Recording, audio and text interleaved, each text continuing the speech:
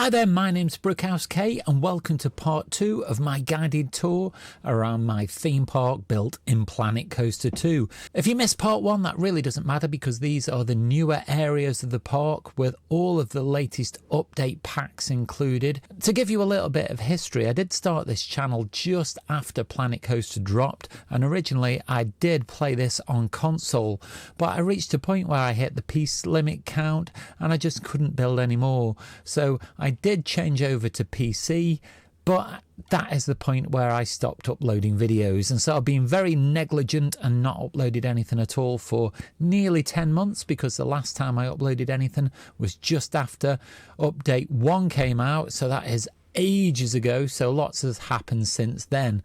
And so what I'm going to do in this video is I'm going to take you around the park and show you the updates that include the Western theme, the pirate theme, the fantasy and the sorcery pack as well. Now if you do want to have a look around the park yourself, I will put the share code down below in the description so you can take your time and go and have a look around yourself. But in this video, I'll show you the highlights of the new section. Now, the first thing that I put down in the western area was this saloon just here. Now, the exterior of this building is a blueprint from the workshop, but I have tweaked it quite extensively, both on the outside and more specifically on the inside. Now I have added bay windows with glass pieces, so if we go up to these windows you can actually now see through them and it lets light into the interior, which is really important to make the interior come alive a little bit more, because before this really was just a shell and those windows were just the static windows that came with the game, so you couldn't see into the building and it certainly didn't get any light in it. So the first thing I did was put these skylights in the roof, but then you can see that we get a nice vista through these bay windows just here, and we get some really nice lighting effects on the floor as the sun comes through as well. And so I've put all of the interior in because it was literally just a blank shell, and put paths all the way through so people will come in, and I've turned it into a restaurant. So I've put the balcony around the side and the restaurant is sat there in the corner. Now I could probably go in it and make this a little bit more elaborate because it's fairly basic, but it does the job. This church really does show off my sense of humour because it's got a burger shop in it and I've called it Holy Cow. And if you do download this park, just have a look at the tombstones because they've got some Easter eggs on them, so see if you can spot those. There are 2 coasters in this area of the park. This first one is a Planet Coaster blueprint, so I put the coaster down, but then I've done extensive theming and landscaping to make it fit in. So pretty much all of the landscaping has been built myself and just made feel like it's part of a Wild West canyon with the lakes and the Wild West paraphernalia scattered about. The only thing that I didn't build was the station. That was a blueprint from the workshop. We've then got the second roller coaster in the area, and this was completely custom built by myself, and again contains lots of the Western paraphernalia. It's quite extensive, and the highlight is this river that runs through the bottom of the canyon, and it is fed by this waterfall just here, and I think it's quite an attractive area of the park. Now this building just here is the town hall, and this is my favourite building in the area because it's quite ornate, but it's based in a real life building from Jonesborough. So this, I got some photographs of the building and I based it on that, and so it's quite a faithful recreation of that building. Inside there are a couple of shops. There's also a staff room, some changing rooms and some toilets, so when you see the guests walking through the front doors as they're about to do now, then that's where they're going. The final thing in this area is the station building. Now I wanted a transport system, so you can just see the train coming in now. So that goes around the outside of the park, and there's 2 other stations. One is an exact copy of this that I need to do something with at some point, and another is a completely custom built station further around in the pirate area. So here is the area to Pirate Cove, and there's quite a few things to just look at before we actually go into the area. I've put the logo into the floor in several places around the park just to really try and bring the whole park together and share that theme. It's just slightly different colours depending on where it is. And then there's also this little house here that's tucked away that I'm really quite proud of, because it's something that I built myself from scratch. And if you look at it, the roof is built of individual pieces because it's got a bow in the top and then it sags just here and on the other side. So it was quite complicated to build that roof because it's not a very normal shape. So it definitely wasn't using the standard roof pieces. So it's very, very custom. But I think it makes it very quirky and really feels like a rundown little shack in the middle of the forest, a little bit Hansel and Gretel, and I really like that one. And it just makes this whole ride quite quaint, and I really should think of somewhere better to put it, but it's a good entrance to the fairy tale area, which you reach by going down that path. So it sort of fits now with the fairy tale area, but it's also just to the right of the entrance to the pirate area, which we're going to go to first. And so if we go here through the entrance on the left archway and then into here, I built this shop. And I think this was probably the first shop that I built when the shop module dropped. And so I've put the shelves around the edge, but built out in front of them so they don't look quite like the standard shelving units that come with the game. It just makes them feel a little bit more integrated into the shop. Here is quite an interesting restaurant that I built. You might recognise the roof as the shipwreck, but scaled up to its full size, and it makes for a really good interior if we go inside for this restaurant. And what I've done is I've just filled some of the gaps that were part of the shipwreck piece, either with small planks or with some glass pieces just to let some light in. And then inside, there's the pirate-themed benches, and they're linked to the restaurant. And then I quite like this area just here where there's a terrace that overlooks the Wild West area and this canyon where the roller coaster is. So it's quite a nice place to come and sit and have some food. Couldn't really have a pirate area without a pirate ship. So that's swinging away there in the background, and it's never very popular for some reason. I have no idea why it's not very popular. Over to the left of that building is the pirate area station, where the train comes in just behind that, and the queue system in front is over a jetty. And obviously I knew the pirate theme pack was coming, so I'd got in mind that I was going to put the galleon in front of the station in this lagoon. But if we just go up in the air, I built this whole area around this lagoon just here. So the very first thing I did before I started building was to sink the ground a little bit and flood it to give me a waterlogged area, and then everything was built around that.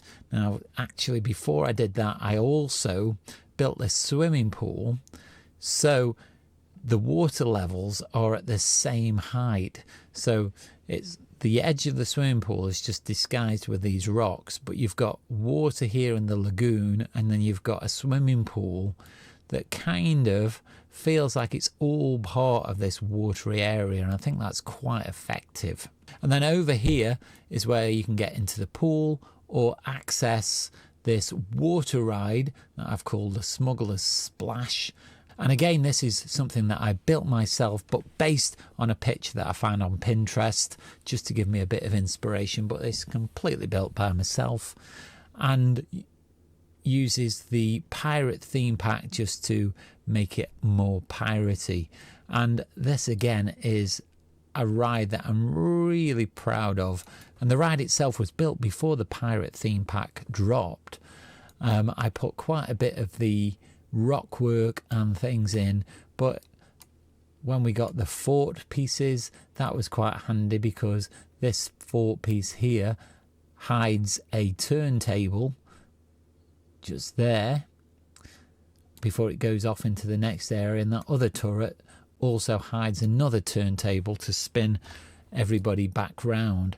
And then just up here on this hill, the ride did go up onto the top of this lift hill before it dropped down, just as it's doing now. You can see a boat just going through the top of this skull, and it wasn't my intention at all to use that skull in that way, but it just really fits well that the ride goes right through the eyes of the skull, and it fits perfectly, and it was totally unintentional, but it was a really happy accident. The pathway then comes from the main area just here. It goes over the top of the ride itself, so you get some great views of the ride coming underneath the pathway, and I've used the invisible pass here to create a rope bridge over the top of that, which I think is quite effective, before we come into the final area, which is the land of make-believe. So this includes elements of the fantasy pack and the sorcery pack as well. So again, I built quite a lot of this castle before the fantasy pack dropped. Knowing what would be in the fantasy pack, I pretty much built the castle itself from art shapes.